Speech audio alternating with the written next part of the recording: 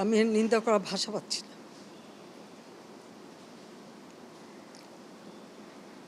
আপনার ধন্যবাদ।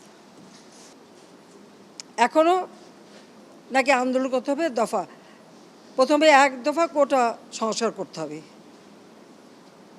কোটা বাতিলও করে দিয়েছিলাম। আচ্ছা, কোটা সংস্কার হবে, আপিল করলাম, উচ্চ আদালত সিদ্ধান্ত দেবে, সেই জন পর্যন্ত তো ধৈর্য ধরতে হবে। যে কোনো নাগরিককে তো আইন আদালত মেনে চলতে হবে।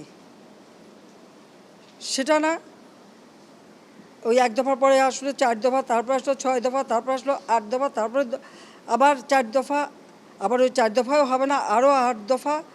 এইভাবে এমন একটা পরিবেশ সৃষ্টি, আর সেই সাথে সাথে এই ধ্বংসযজ্ঞ, মানে এই ধ্বংসযজ্ঞটাকে সুযোগ সৃষ্টি করে দেওয়া।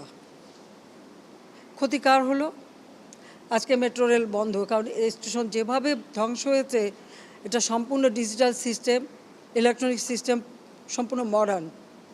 এটা তো কতদিনের ঠিক হবে আমি জানি না, কিন্তু কষ্ট পাবে তো মানুষ। আপনারাই কষ্ট পাবেন, দেশের মানুষই কষ্ট পাবেন, এই ঢাকা শহরের মানুষই কষ্ট পাবেন।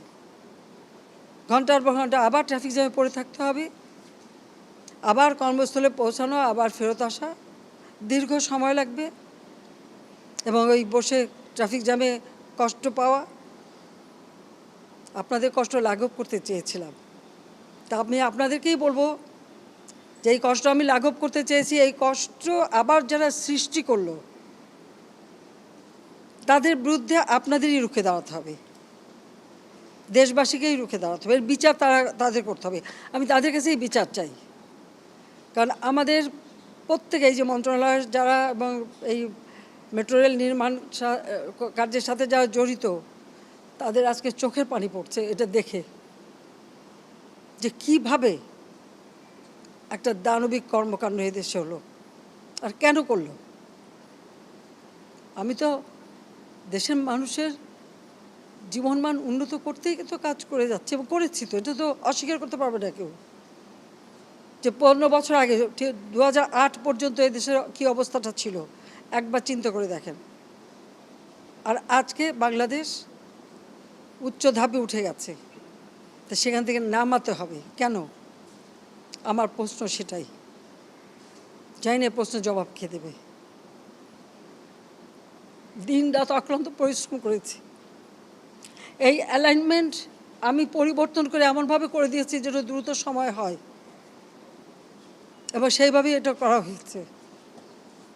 আমি আরও এটা বাড়িয়ে দিয়েছি, মতিঝিল থেকে একেবারে কমলাপুর রেল স্টেশন পর্যন্ত যাবে। কেন? মানুষ আরও সুন্দরভাবে চলতে পারে। তো যারা একটু আঘাত করলো, এই মেট্রো রেল এভাবে ভাঙচুর করলো, যারা যে প্রায় 2 লক্ষ 2.5 লক্ষ মানুষ চলাচল করতেন খুব অল্প সময়ের মধ্যে, এদেশের মানুষ কত খুশি ছিল।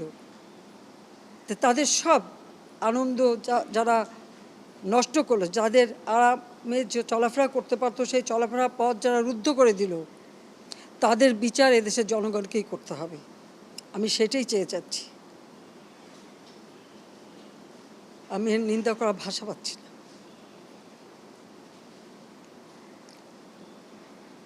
আপনার ধন্যবাদ।